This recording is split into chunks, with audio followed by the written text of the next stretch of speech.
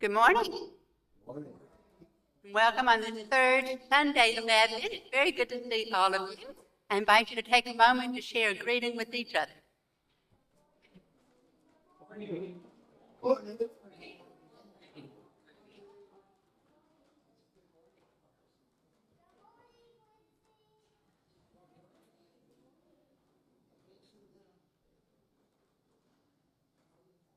I have just a few announcements.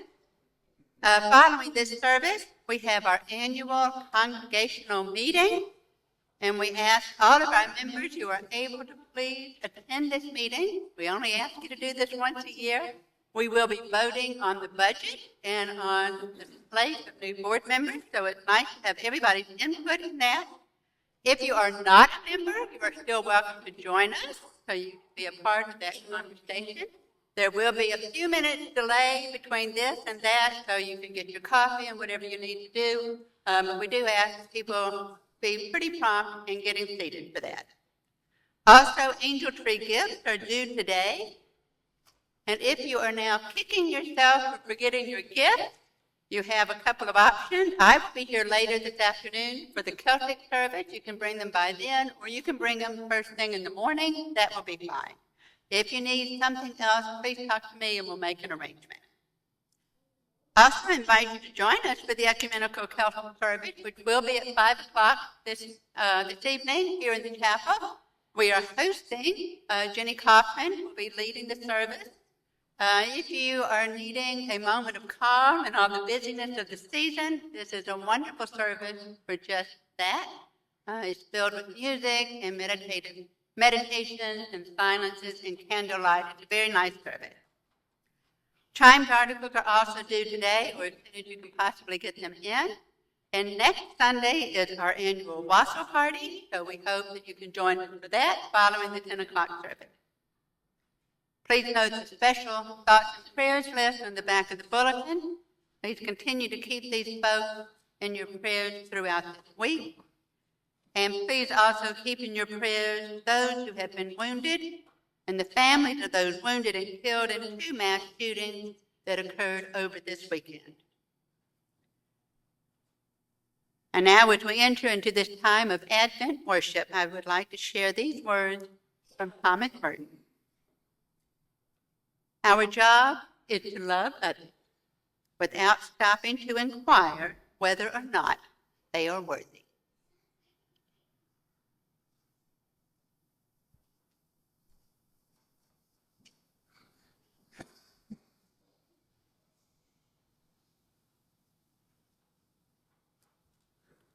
People look east. We are comforted by the migrating flocks. We are startled by the sudden flight.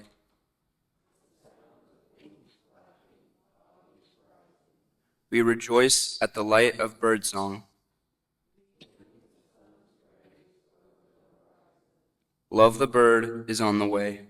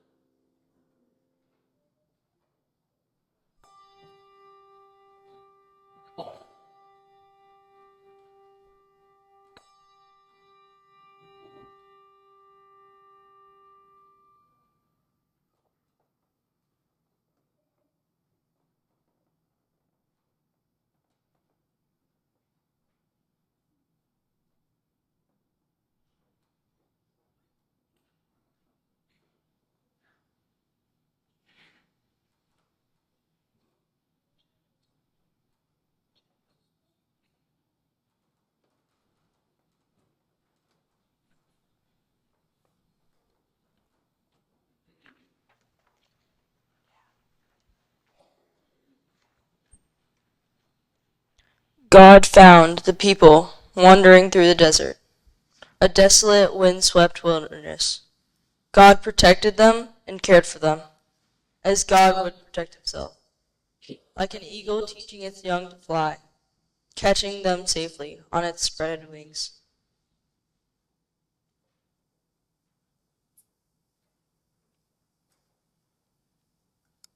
Join me for our first hymn, number 108.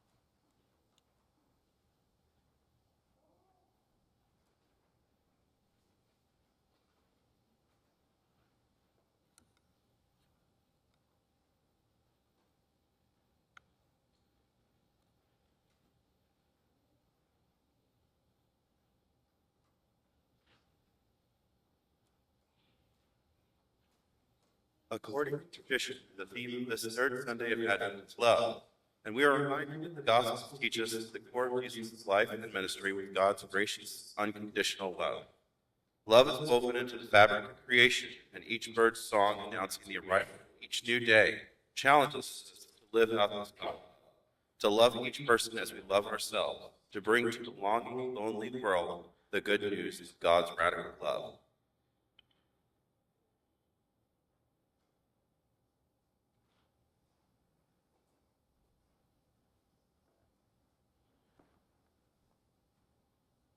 Join me for our next hymn, the insert in your bulletin. People look east. We'll sing the first three verses.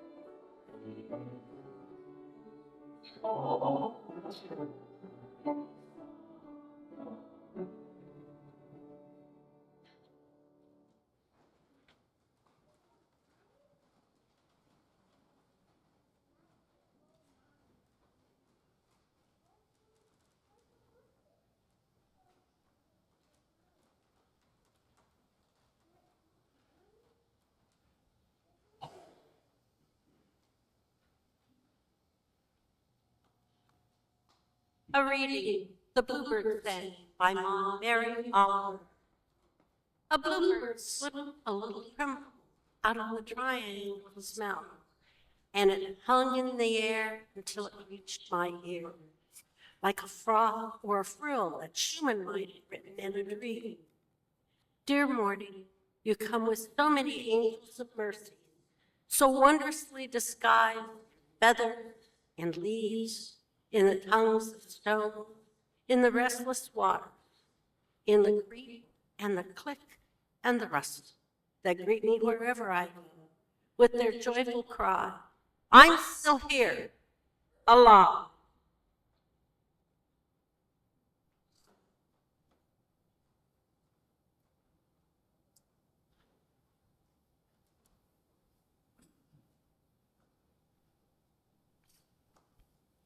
O God, who slips angels into our day, awaken our spirits to Eden's call. Tune our ears to hear the strains that sing.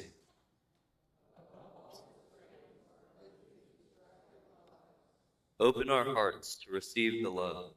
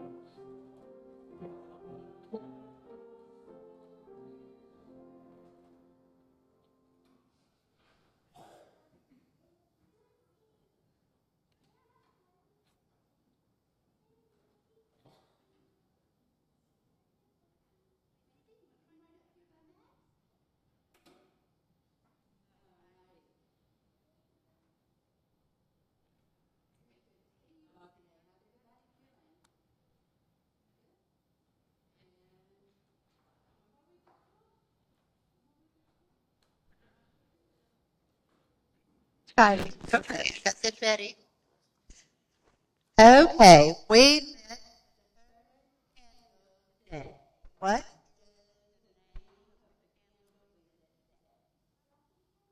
Well, you're very good. Excellent. They spoke to you. So, I want to talk a little bit about love.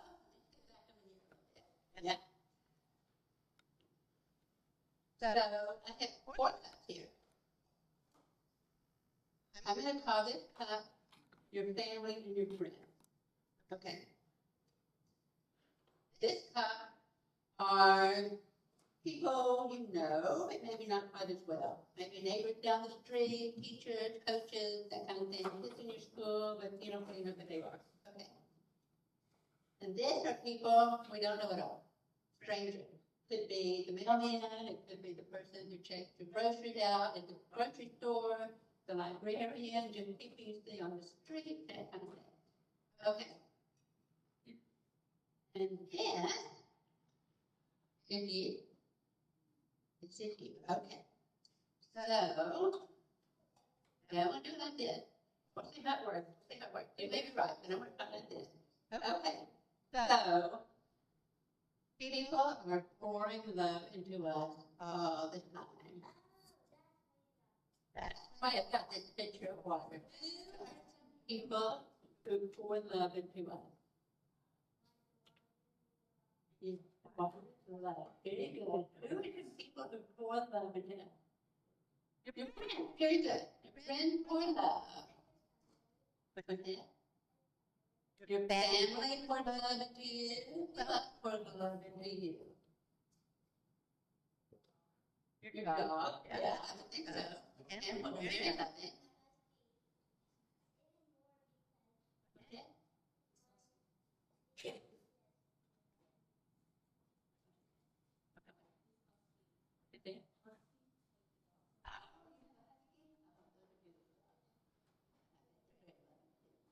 So, about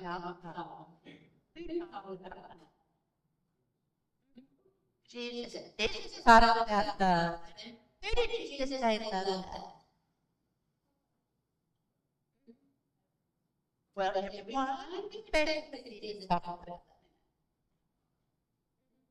God loves us. Now, question. Do all people in love and do our dogs? Do they love us just when we're perfect? No, they love us even when we're really not perfect. Like when we're in a bad mood or we made a big mess. And do they love us just not on the time? Do they love us all the time? They love us all the time. Okay, now, all the love is going to us. What's going to happen? That love is going to spill over into our family, our friends, our acquaintances, and even the strangers in our lives.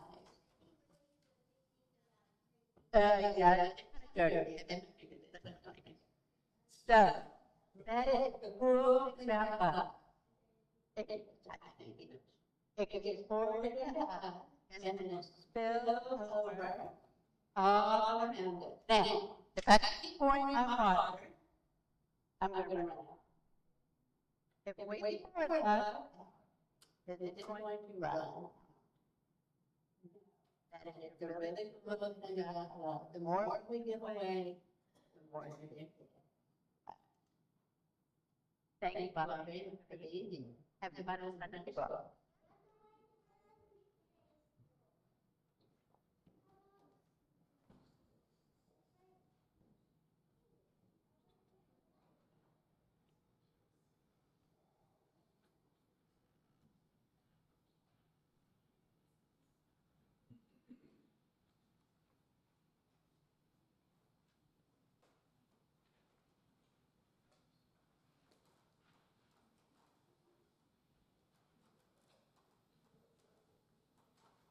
We run our next town, the insert of bullet over the town of Bethlehem.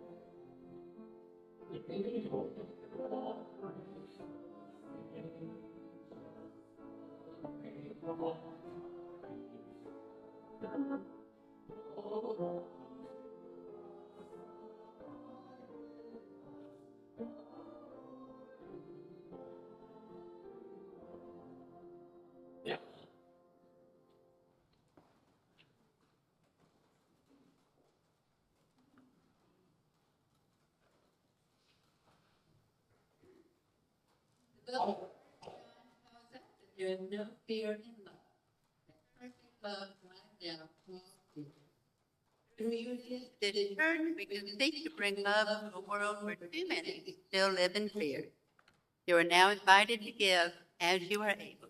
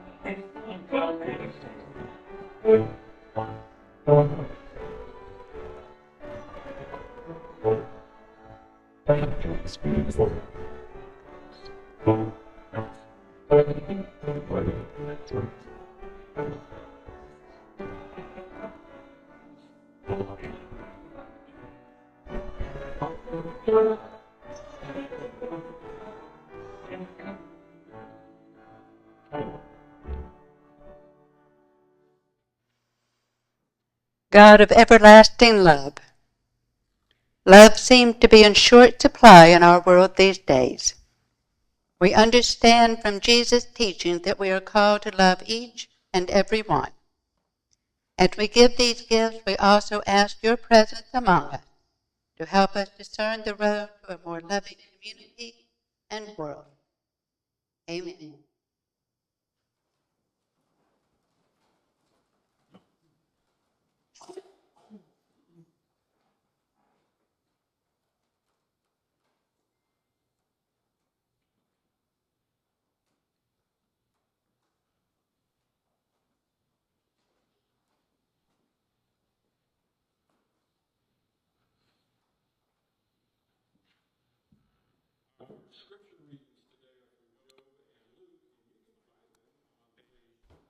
$730 and $14.59 in your Pew Bible. Ask the animals and they will teach you, or the birds in the sky and they will tell you, or speak to the earth and it will teach you, or let the fish in the sea inform you. Which of these does not know that the hand of the Lord has done this? In his hand is the life of every creature and the breath of all mankind. And now from Luke.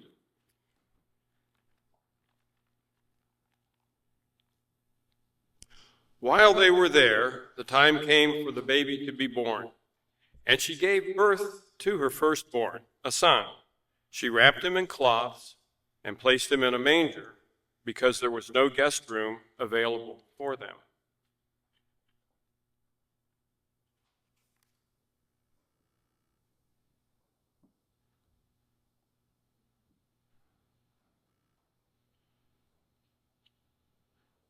Will you join me for prayer? O God, whose hand is seen through all creation, how exalted are the stars, how lowly the manger.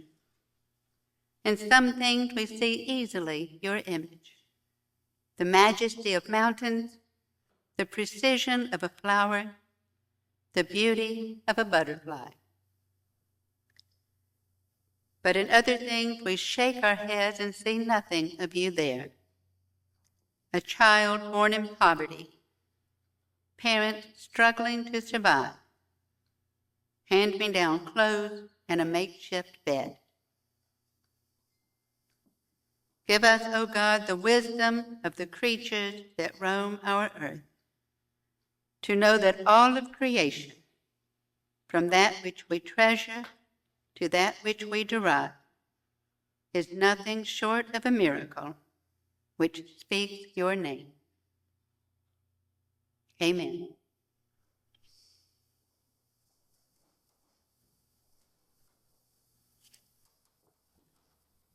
Did you know that there is a greenway behind our church? 23 years I have lived in Oak Ridge, and at least 18 of those years I have been at this church, and I never knew there was a greenway. So a couple of weeks ago, Vim and I took a walk on this greenway, and it's a whole lot bigger than I would ever have expected. And while I won't say we got lost, because Vim has the internal compass of a homing pigeon, I will say it got dark sooner than we had hoped, or else the walk was taking longer than we expected. And this time of year, the trails are not clearly visible under all of the leaves, and the waning light was not helping matters. So here we were down in a valley, or maybe I should call it a holler, hunting for the trail when this enormous flock of turkey vultures flew overhead. And they weren't flying so much as silently gliding, and they eerily reminded me of those newsreels from World War II with the planes flying on men. If this were a movie, it would have been an ominous sign of something dreadful about to happen. And then all of those vultures landed in the trees that were very, very close to where we were standing. So while I assured myself that this was their typical roosting spot, I also had to wonder whether they were betting that we weren't going to make it out of the greenway. But in spite of how intimidating they were, those vultures were also beautiful and captivating. So while Ben was retracing his steps, trying to find the fork in the path that we had missed, I was fumbling for my phone to photograph the silhouette of this flock against the setting sun. Birds are mesmerizing. And this past week, as I was sitting in the Taco Bell, eating my bean burrito, and gazing out the window, a flock of starlings swooped into view. And they settled on the utility wire that runs parallel to the turnpike. Starlings, you may know, are famous for their murmuration, which are shape-shifting clouds composed of thousands of birds swooping together in synchronized patterns. I saw a murmuration once when I was driving on the interstate. It's truly awesome. This swooping was not that. This was hundreds of birds trying to get their act together. They were flying from wire to tree to wire to another tree. Some were going this way, some were going that way, and some were just sitting on the wire, not being bothered by those who couldn't make up their mind. But despite the obvious disorganization and poor communication, I still found myself caught up in the whole scene, and I could have watched them long after my lunch break. Birds are enthralling. I once read a story by a pastor's wife of a church member who was caring for her husband who suffered from a debilitating muscle disease that had left him completely immobile. This woman lived in rural Kentucky, but she defied the stereotype that might stubbornly pop into our head. She was well-traveled, well-read, a captivating conversationalist, delightful, and devoted to her husband.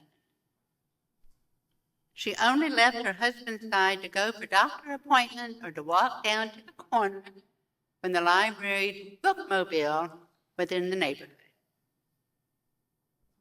She also had a pet bird, which she mostly kept in a cage. But on occasion, she would let the bird out of its cage, give it a chance to stretch its wings and soar as much as it could in the great indoors. It would swoop and dive bomb and perch on her shoulders or her head. And it was obvious to this pastor's wife when she was visiting that the bird flying around the room brought great joy to this woman. And it's not a far leap to recognize the symbolic significance of this. A woman fettered by her husband's disease, even though it was by loving choice, must surely have felt at times that she was being held captive in a cage. Through the bird, she was living the freedom of flight and of soaring to great heights. Birds speak to a deep-seated longing. We had a bird in our house once, but not on purpose. There was maybe a little wren that possibly came down through the chimney before we had the good sense to close the chimney. And an outdoor bird inside a house is accompanied by a lot of shrieking, especially on my part. Because birds are unpredictable when they get trapped and will try frantically to get out, but they do all of the wrong things. Eventually, I figured out to close the doors to the rest of the house and turn out all the lights, open the outside doors so the light would flood in and guide the bird to its freedom. Birds bring us close to the wildness of the world. Love the bird is on the way. Humans are fascinated by birds, perhaps more than any other animal. At least I don't know of any other animal that has such a large and devoted following with specialized equipment and its own lingo as birds have. And why not? What other animal announces its presence with such abandon? What other animals sing just because the sun's morning rays glance across the nest, tapping the branches like a conductor, inspiring the sopranos to burst into song? They are so small and so vulnerable, yet birds seem to announce for all the world, I am here, and here I am. So whether you're talking about people like me, who are happy to keep their feet filled and to identify the common feathered friends of Oak Ridge, or whether you're talking about people who are willing to get up before dawn and travel great distances to intersect the migratory path of a rare bird, untold numbers of people find something magnetic about being in the presence of a bird. And it's not just the thrill of victory, of being able to log a new species in a notebook. As Sam Keene writes, birders and other mystics are blessed with a special kind of vision of the world, the capacity to see eternity in a grain of sand, or the presence of the sacred in the precision flying of a flock of blackbirds. Birders are unusually susceptible to the emotion of awe. When swept away by the appearance of a previously unseen bird, they experience a momentary state of grace. And that's it. For your typical bird watcher, there is no other payout. There's no monetary gain, no career advancement, no resolution of conflict, great or small. It's just this momentary experience of awe and grace. And furthermore, as Keene goes on to write, the unexpected appearance, for example, of the rare scissor-tailed flycatcher does not bring with it any knowledge about the origin or the destiny of the universe or the true name of God. In other words, there are no doctrinal revelations or answers to our most fundamental questions. Instead, that sighting reminds us, the mystic Jacob Boehme said, that we live under a cloud of unknown in a sacred cosmos in which we may be addressed in extraordinary ways by ordinary events. We are going to Bethlehem, to an extraordinarily ordinary day, to locate a stable where smelly, noisy animals are brushing up against each other in the cold, to find a peasant baby no more and no less miraculous than every other baby, wrapped in strips of cloth and lying in a manger because that's all there was. Tradition has added a lot to this story, not the least of which has been an impatience and judgment against the innkeeper who surely could have shuffled tenants around to find a place for this obviously very pregnant young woman. And maybe that's a fair judgment. But Keene writes, mystical experiences cannot be communicated from one person to another. As Kierkegaard said, authentic religious communication must be indirect. Now, neither Keene nor Kierkegaard were talking about Jesus' birth, but perhaps the nativity story is told this way because it was the only way that the writers It was the only way to convey the awesome encounter with the extraordinary, ordinary, itinerant rabbi named Jesus, who somehow conveyed to the people he encountered the joyful revelation of what is beautiful and sacred, and granted them that elusive, momentary state of grace.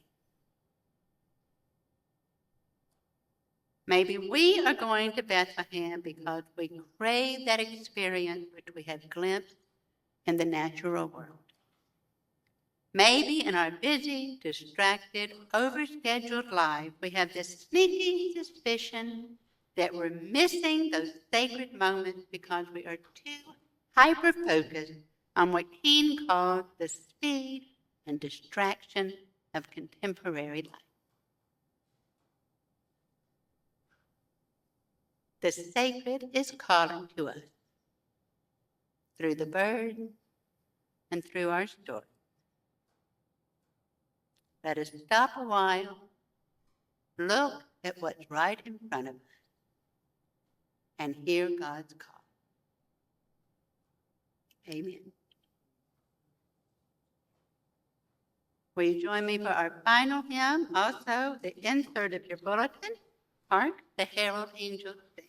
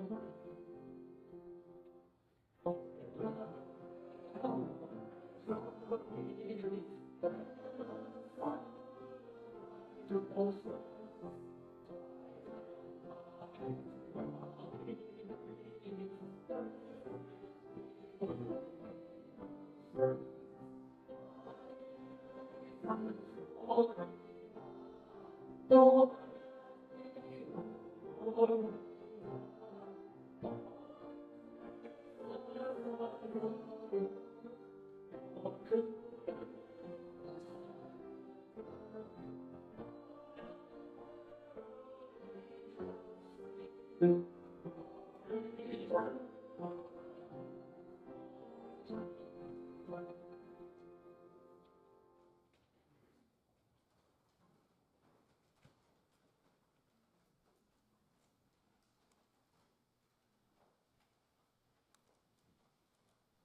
we continue our Advent journey to Bethlehem, may we be attuned to the extraordinary and the ordinary moments of our life.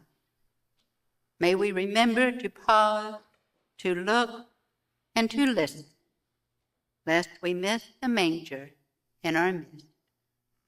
Amen.